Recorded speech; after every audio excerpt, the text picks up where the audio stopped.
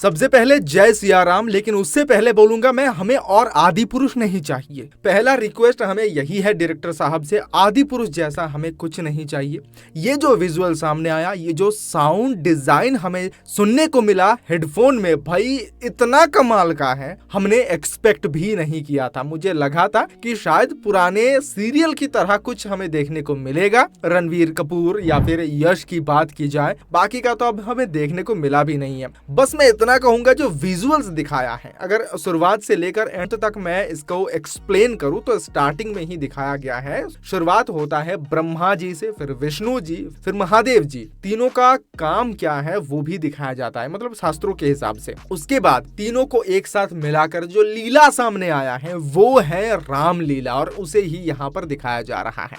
उसी वक्त राम यानी कि श्री रामचंद्र जी का एक विजुअल्स आता है, वो भी तीर लगाते हैं, और विजुअल में साफ साफ समझ में आ रहा है रणवीर कपूर का चेहरा यहाँ पर इनबिल्ट किया गया है, और साथ ही यश का भी वो दाढ़ी वाला किरदार देखने को मिला है रावण का, और वो भी खूंखार लग रहा है विजुअल में भी, और इतना भयंकर बनाया है ये। एक तरफ जो पावर है श्री रामचंद्र जी का वो ब्लू में रखा गया है, वही रावण का योलो आग जैसा रखा गया है, तो ये भी काफी कॉम्बिनेशन को मैच कराता हुआ तीर छोड़ते हुए दिखाई दे रहा है। तीर जाके कहाँ लगता है ये फिनिशिंग नहीं है, सामने जाके हमें एक बहुत बड़ा सा ओम नजर आता है, और उस ओम के दीवार में आपको देखने को मिलेगा श्री रामचंद्र जी के लीला के हर एक सीन, जहां पर वो कभी ताड़का को वध करते हैं, कभी तीनों एक साथ खड़े हुए हैं, कभी दूसरा कुछ, कभी गरुड़ को दिखाया जाता है, हर चीज हमें देखने को मिलता है, और वो एक एक करके लगा के पूरा ओम बनता है। ओम कहां पर बनता है? पूरे पृथ्वी को लेकर, जहां पर थोड़ा सा अगर ध्यान से देखेंगे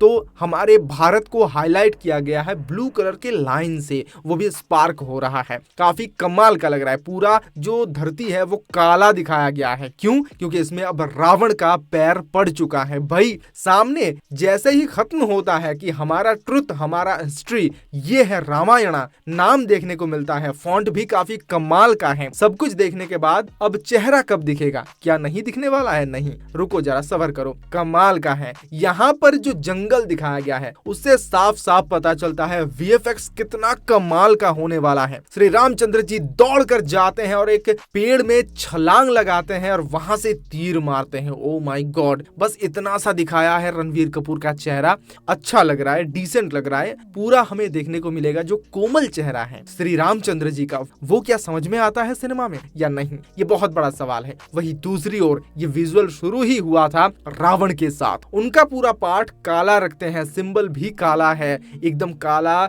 फटा हुआ चद्दर लेकर वो सामने आते हैं, और ये उनका राजा वाला भेष नहीं है, हो सकता है ये भिक्षुक वाला भेष हो या फिर कुछ और भी हमें देखने को मिल जाए। सामने काला महल होता है, पूरे चीज को काले से डिफाइन किया गया है। बस इसीलिए मैं कह रहा था आदि पुरुष नहीं चाहिए भाई, चमगादड़ के ऊपर मत बिठाना, सीरियसली यार। इस बार उम्मीद लगाकर देखने जाएंगे। इसमें जो म्यूजिक का काम दिया गया वो काफी कमाल का है, वीएफएक्स टॉप नॉच देखने को मिला है भाई, अवार्ड विनिंग, अवार्ड नहीं आप कह सकते हैं ऑस्कर विनिंग हमारे वीएफएक्स आर्टिस्ट यहाँ पे वो जो कंपनी है वो रखा गया है। इसी के साथ जितने भी और कैरेक्टर जिससे इंट्रोड्यूस नहीं कराया गया है वो है माता सीता के किरदार में साई पल्लवी, एकदम जस्टिफाई किरदार है। हनुमान जी के किरदार में हमें सनी देओल देखने को मिला है, ऑफ कोर्स वो जस्टिफाई करेंगे इस रोल को। साथ ही लक्ष्मण के किरदार में रवि दुबे दिखाई देंगे, वो भी काफी स्वीट है, वो गुस्सा भी काफी अच्छा करता है, उनका किरदार भी बहुत इंपॉर्टेंट है रामायण के इस पूरे फिल्म में। बाकी किरदार कौन से कहां पर क्या काम करने वाले हैं वो धीरे धीरे पता चलेगा। आप कितना एक्साइटेड हैं वो बताइए, क्योंकि इंतजार करना पड़ेगा, एक्साइटमेंट को थोड़ा सा पकड़ के रखना ही पड़ेगा, क्योंकि ये दिवाली में रिलीज होगा, वो भी 2025 नहीं 2026 के, और उसके बाद पार्ट 2 इसका रिलीज होगा 2027 में। तो ये मूवी